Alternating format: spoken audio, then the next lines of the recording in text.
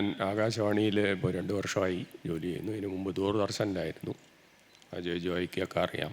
പെട്ടെന്നൊരു ദിവസം അജയ് ജോയുടെ കോൾ വന്നു, ഷംനാഥ് സാറ് സംസാരിക്കണം എന്നോട്. അപ്പം ഞാൻ തിരിച്ചങ്ങോട്ട് വിളിച്ചു.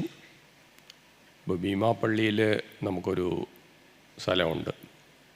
അവിടെ ഒരു 50 കിലോ വാട്ടിൻ്റെ പഴയ മീഡിയം വേവ്, നിങ്ങൾക്ക് പഴയ ആൾക്കാർക്കൊക്കെ അറിയാം, short wave, medium wave, FM, ഇങ്ങനെ 3 തരത്തിലുള്ള ട്രാൻസ്മിഷനാണുള്ളത്.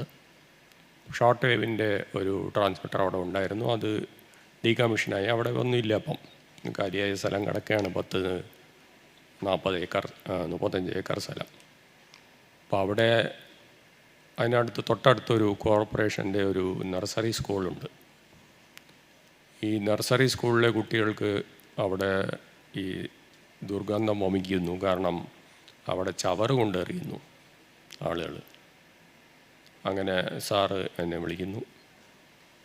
ഒരു VC അറേഞ്ച് ചെയ്യുന്നു. VCയിൽ കോർപ്പറേഷൻ സെക്രട്ടറി, പിന്നെ ACPF പോലീസ്, ഞാൻ, പിന്നെ മറ്റ് പല പ്രമുഖരും ഉണ്ടായിരുന്നു. ഇതിനൊരു സൊല്യൂഷൻ കണ്ടെത്തുക എന്നുള്ളതാണ്. അങ്ങനെയാണ് ഞാൻ ഇങ്ങനെ ഒരു TDLSA ഉണ്ട് എന്ന് അറിയുന്നത് തന്നെ. പിന്നീട് ഷംനാഥ് സാറ് ഓർഡറൊക്കെ ഇറക്കി അതിൻ്റെ കാര്യങ്ങൾ നടന്നുകൊണ്ടിരിക്കുകയാണ്. അപ്പോൾ ഇന്ന് ഇവിടെ വന്ന ശേഷമാണ് ഇതിൻ്റെ ഒരു വിപുലമായ ഒരു സംഗതിയെക്കുറിച്ച് ഞാൻ അറിയുന്നത്. ഇത് വളരെ നല്ലൊരു കാര്യമാണ്. ഇത് ജനങ്ങൾക്ക് ഇതിനെക്കുറിച്ച് എത്തിക്കുക എന്നുള്ളത് ആകാശവാണിയുടെ കടമയാണ്. അപ്പോൾ തീർച്ചയായും ഇത് നമ്മളെത്തിക്കും. ഇതിൻ്റെ പ്രവർത്തനങ്ങൾ ഇത് നമ്മളെ ആകാശവാണിയിലേക്ക് TDLSA ഒരു ഒരു ഡ്രാഫ്റ്റോ എന്തെങ്കിലും അയച്ചു തന്നാൽ നമ്മളത് ന്യൂസിലും നമ്മുടെ പ്രോഗ്രാമിലും ഇത് കൊടുക്കുന്നതായിരിക്കും. ഇത് ജനങ്ങൾക്ക് വളരെയധികം ഉപയോഗമുള്ള കാര്യമാണ്.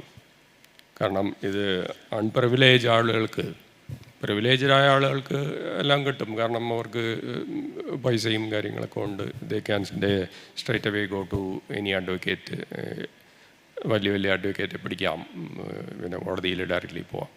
പക്ഷേ ഇത് അറിയാത്ത ആളുകൾ എന്തു ചെയ്യും? അപ്പോൾ ഇത് ആകാശവാണി കേൾക്കുന്നവർ കേരളത്തിൽ ഒരുപാടുണ്ട്. ഇന്ത്യ ഉടനീളമുണ്ട്. കാരണം ഇപ്പോൾ ആപ്പ് വഴിയും ആകാശവാണിയുണ്ട്. അപ്പോൾ അതുവഴി നമ്മൾ ജനമധ്യത്തിലേക്ക് ഇത് എത്തിക്കാമെന്ന് ഞാൻ അത് പറയുന്നു. കൂടാതെ എൻ്റെ എല്ലാവിധ ഭാവങ്ങളും TDLSAയ്ക്കും ലീഗൽ സർവീസ് സമ്മിറ്റിനും ഞാൻ പ്രത്യേകമായി അഭിനന്ദനം അറിയിക്കുന്നു. നന്ദി, നമസ്കാരം.